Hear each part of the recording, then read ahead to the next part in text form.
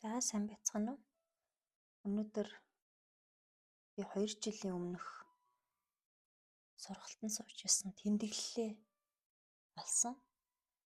Эргүүлээд уншсан чинь айгүй гоё санагдлаа.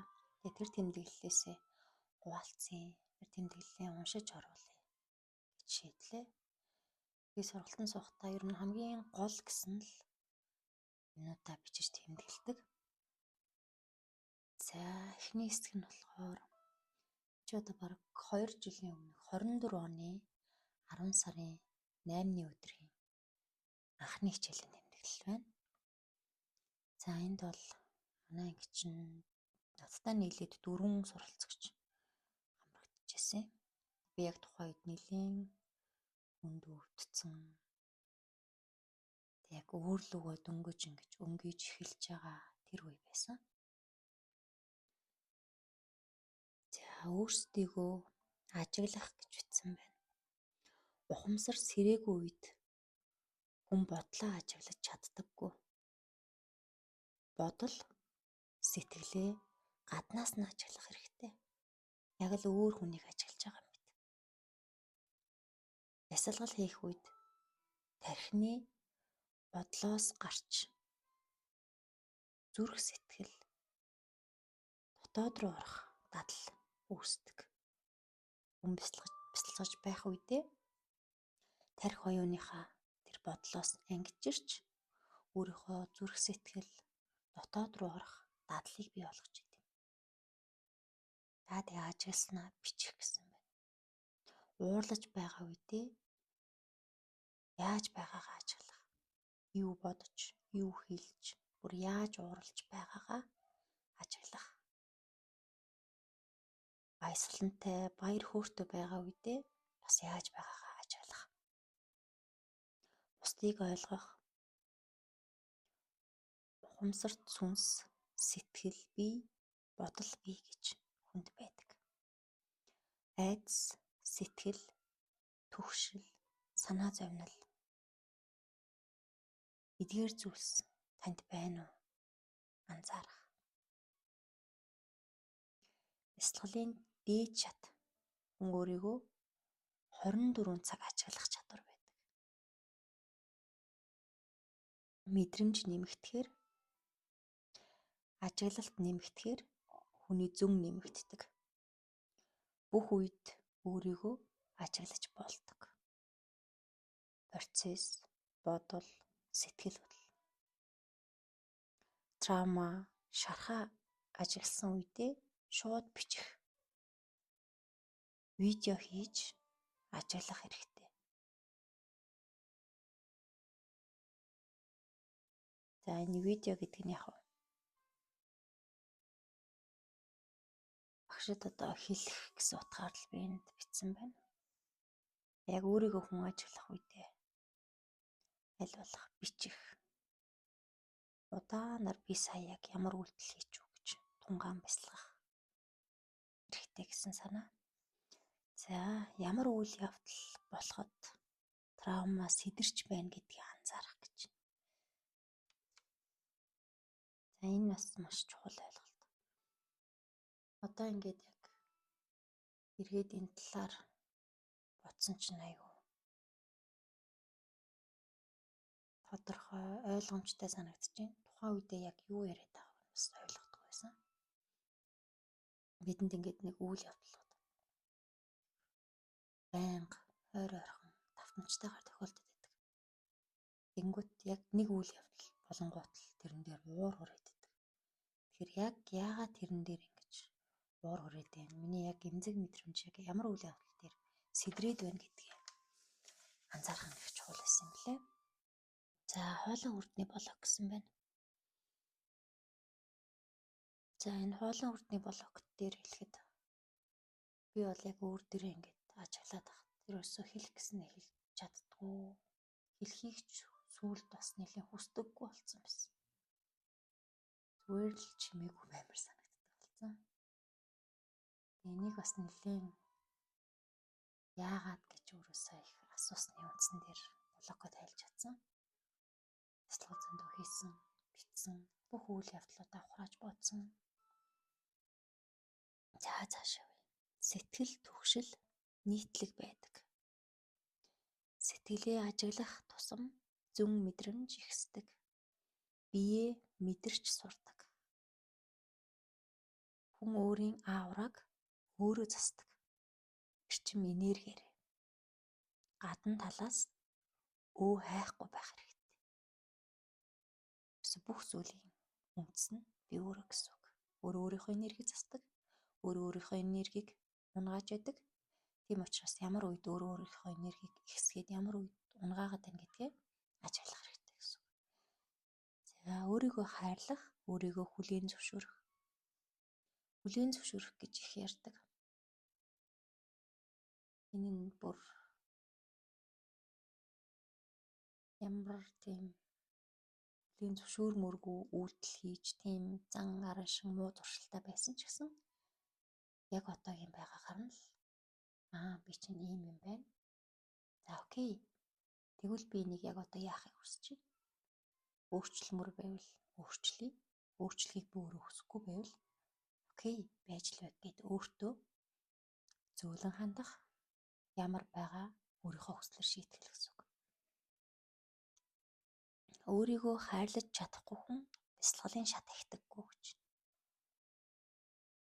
Байгаагаар нь өөрийгөө хүлээн зөвшөөрөх. Бид бусдаас хамааралтай болчихдог. Хэн нэгнээс сэтгэл зүйн хамааралтай байх нь өөрийгөө хайрлах хүн шинж. За яг энэ ойлголтыг бол энэ багшаас үнэхээр сайн ойлгож авсан. Би бол бусдаас маш их хамааралтай байсан. Бусад хүмүүсийн үг үйлдэл миний ингэж сэтгэл хөдлөлийг шийддэг болсон байсан. Тэр энийг анзаарахыг чи ингэж юм штэ гэдгийг ойлгуулсан хүн маань энэ багш маань байгаа.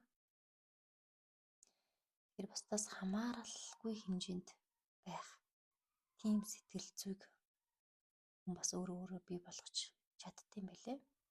Яг ямар үед хамааралтай байна. Яагаад юм болчих вэ гэдгээ хүн болгоны туул нөр учраас өөрөө өөрлөгөө өнгөн гэдгийн утга нь яг энд л гарч ирнэ. За хүүхдээ хайрладаг шигэ өөрийгөө хайрлах. Өөрийнхөө мөн чанарт баясах, бурханлаг чанарт баясах. Өөрийнхөө бурхан чанарыг таних нь бясалгал гэж. Бүх зүйл гой сайхан санагдах нь бурханлаг чанар руу төхөж байгаа илрэл. Гой сайхан санагдах гэхээр учир зүггүй шууд гоё юм бодоод гой сайхан руу төхөхгүй. Эхлээд муухайгаа харж иж, хүлээн зөвшөөрж иж, муухайтайгаа нүр тулж иж, дараа нь гой сайхан зүйл аяанда гарч ирдэг юм байлээ. За хүнд маш их уяа хүлээс байдаг. Тэр тэгвэл яах вэ? Ингэвэл яах вэ? Тэр юу гэх бол гэл маш их юм. Хүлэгцэн, уягцсан тийм мэдрэмжүүд хүнд их байт юм билээ. Яг ямар мэдрэмж надад байна гэдгээ л өөрөөсөө асуу. Бие махбод сэтгэл санааны илрэл байдаг. За сургалтын эхний зорилго гэж утсан байна. Өөрийгөө таних, суурь зүг бэлдэх, ажиглаж сурах, уяа хүлээсээс гарах, хүлээн зөвшөөрөх, өөрийгөө гоочлох хэрэггүй, өөрийгөө тултал өмөр хайрлах гэсэн байна. Бид маш хүнд ачааг нуруунд дээрээ үүрдэг. Ухамсарыг дээшлүүлэх хэрэгтэй. Тарих ажиллаж байгааг ажигла. Ямар бодол орж ирж байгааг ажигла. Бодлоо хүлээн авахгүйгээд үлээгээд гаргаж болно. Ийм бодол хүлээж авахгүйгээд гаргаж чаддаг. За энэ бол бас бясалгалын үед зүгээр энгийн үед ч гэсэн бид бодлоо удирдах чадвартай гэсэн санаа. Бодол гаднаас татаж эсвэл өмнөх дурсамж орж ирдэг. Тарих бодлыг явуулдаг. Тарих өнгөрсөн болон ирээдүйг бидэнд байнга шидэж өгдөг. Одоо цагтаа амьдрах нь сэтгэл зүрхээрээ амьдарч байгаагийн шинж. Ухамсарт сүнс одоо цагийг мэдрүүлдэг. Одоо цагтаа байж сурвал маш анзаарахтай болдог. За даалгавар дээр бол ажиглалт хийх гэсэн даалгаврыг бичсэн байна. За би энэ дээр ажиглалтаа бичсэн байна. За санхүү мөнгөнөөс хамааран сэтгэл маш дээш доош болж уурлах, ухааш гаргах, хамааралтай байгаагаа ажигласан гэж. Гинт залхуу байгаадаа юм хийхгүй байгаадаа сэтгэл бухимдаж байсан гэсэн байна.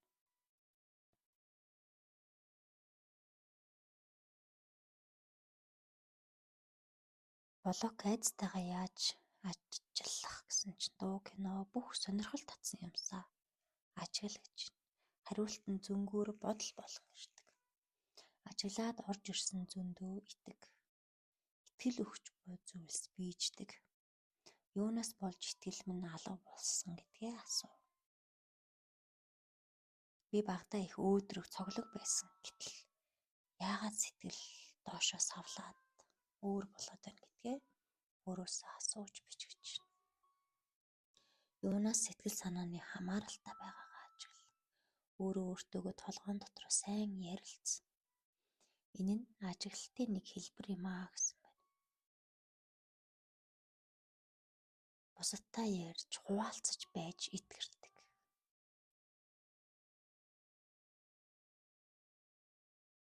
За энэ ярьж хуваалцах дээр би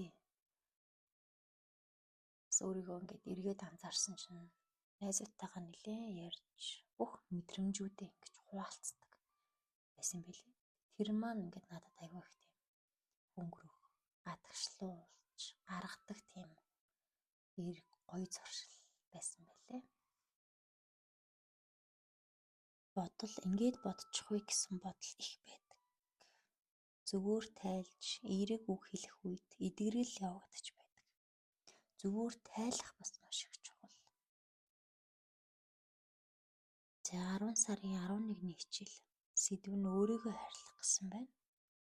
Гол зүйл нь өөрийгөө хүлээн зөвшөөрөх байгаагаар нь бусдаас хамааралгүй байх.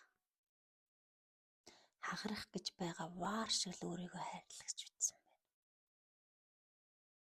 Өөрөөсөө асуудаг болчихдог. Анхаарал хандуулдаг болчихдог. Өөртөө халамжтай болдог. Хүнд үгүйгээр шил зурдаг. Өөр дээрээ маш хүнд ачаа аваад байдаг. Өөрийгөө шүүж, голж харааж болохгүй. Өөрийгөө золиослдог. Өөрийгөө хайж байна уу гэдгээ ажигла. Золиосч байна уу гэдгээ ажигла. Энэ нэгнээс сэтгэл санаа бие махбодын хувьд хамааралтай байна уу? Үн цэнээ бүрэн бат ойлгосон байхад болно гэж. Хамаарал уяа хүлээс гэдгийг айгүй тодор бичсэн байна. Дураараа байх боломж олго. Тархиа өөрчилж, амьдралаа өөрчил. Энэ бас нэг энэ юм ном байдаг. Тэрийг би бичсэн байна. Зовхгүйгээр мөнгө олж болдгоо. Сэтгэхүйгээ өөрчил, хайрцагнаасаа гарах. Орж ирээд байгаа бодлоо анзаар. Тархиныхаа хайрцагтыг анзаар. Ажиглагч ухамсараас ирээ гэсэн байна. 80-аас 90% нь тархи муу сөрөг бодол өгт юм байна. 10% нь ухамсарт хязгааргүй боломж өгдөг. Ухамсарыг тэгвэл зөн их хэсэг нь тархиа удирдах чадна. Бодлогоо болно. Төвлөрөл үүсгэж чадна. Тархи хэр хурдан ажиглаж байна. Ухамсар хэр хугацаанд ажиллаж байна. Яагаад би үүнийг чадахгүй хэцүү хүнд гэж бодоод байна гэдгийг ажиглагч. Ажиглалтаа алдаж болохгүй. Ухамсар гэдэг нь сүнс юм аа. Юм төсөөлөхөд энерги орчиндөө үүсч байдаг. Төсөөлөл энергийн түвшинд бүтэж байдаг. Сүнслэг орчинд бүтэж байдаг. Итгэл өгөх тусам бүтэж байдаг. Муу үг бүхэл бодлоо үргэлж ажиглаа. Сэтгэл хөдлөл өсөн зүйлсээ анзааран бичээ гэж. За өөрийнхөө давуу талуудыг ч ихсэж бичсэн байна. 10 сарын 14-ний хичээл байна. Блокноос гарах гэсэн байна. Блок буюу хаалт.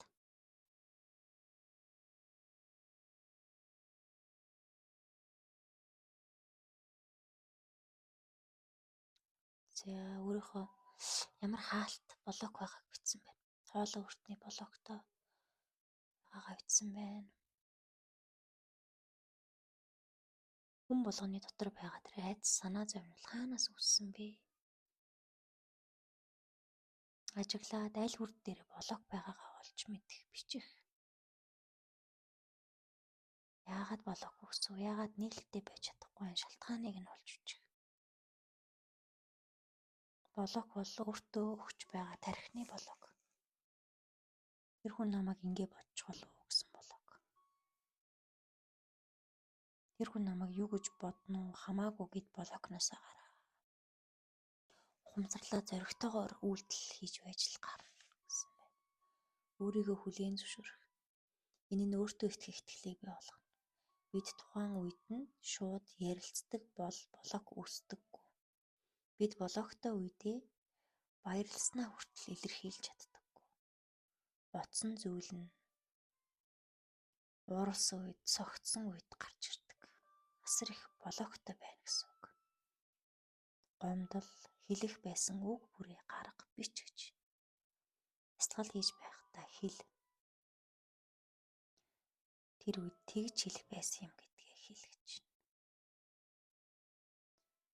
Хэлж чадаагүй хүс, ууралж чадаагүй гомдол өөрөө амнаасаа гаргаж хэлээ тавьж явуул гэсэн байна. Дотоодоос асуу. Надад гомдол байна уу? Мартсан уур хилэн байна уу? Өөрийн дотоод сүнстэй хэлсэн байна. Даалт ухамсараас гаргаж ирдэг. Үүнийг бичээд гарга. Өөрийгөө зоригжуул үйлдэл хий гэсэн. За 10 сарын 11-ний хичээл хүлийн зөвшөөрөл. Өвчин, сөрөг зүйл, нөхцөл байдлыг хүлийн зөвшөөрөх нь чухал. Надад байгаа юм байна. Би ийм юм байна. Өвчин зовөр ирсэн юм байна. Айдас байгаа юм байна. Би ийм блоктой юм байна гэдгийг хүлийн зөвшөөрөх. Өөрийгөө үгүйсгэх, шүүмжлэх, дорд үзэх огт хэрэггүй. Хүн өөрийгөө ажиглаж, ярих тусам хөнгөрч байдаг. Сөрөг зүйлийг зүгээр л хүлийн зөвшөөр. Стресс, уур бухимдлыг хүртэл хүлийн зөвшөөр. Гэр бүлийн үйл ойлголцол хүлийн зөвшөөрөхөд бохимдгай байдаг. Эерэг талаас нь харах чадвартай болдог. Түлхүүр нь цаад утсаар шалтгааныг нь ойлго бод. Үүлийн үрийн холбоос гэж байгаа утга учирыг л ойлго. Чи ямар энерги өрөөсө гаргана? Түүнийг эргэн өөртөө татна. Учир шалтгаан сэдлийг нь ойлго. Тэгээд хүлийн зөвшөөр хэр анзаарахтай байгааг чинь шалгах гэж ирсэн, тохиолдсон байж болно. Эцэг эхээ хүлийн зөвшөөрөх, талархах хэрэгтэй. Уурлах гэж байвал бод. Хүлийн зөвшөөр. Ууж ухаанарахаар ерөө гэсэн байна.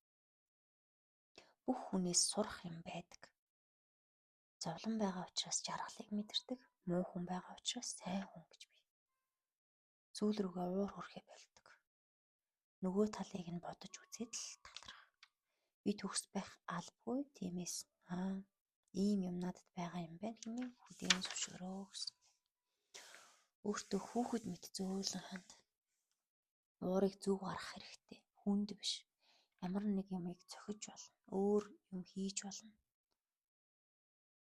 Өөрийгөө аль болох эвийлж, инхрийл.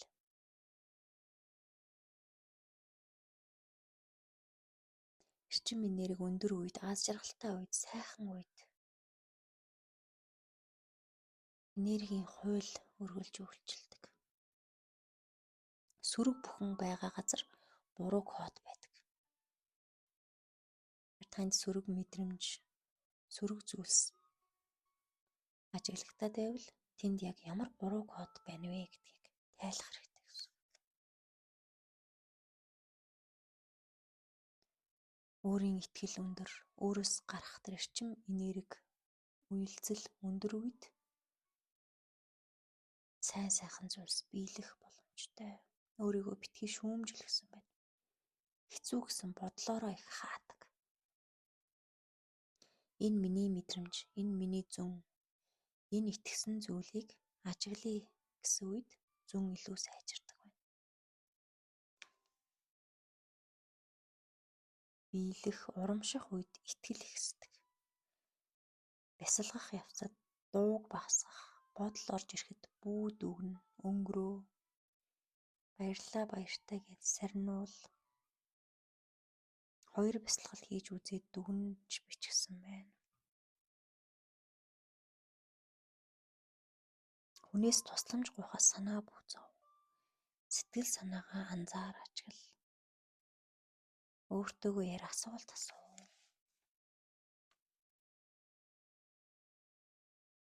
Надад тохирох хөгжгөд туслах бүхнийг учруулж өгөөрэй гэж дотоод сүнсэндээ хэлэх гэж байна. Би өөртөө хайртай, өөрийгөө байгаагаар нь хүлээн зөвшөөрч байна гэж бичгсэн.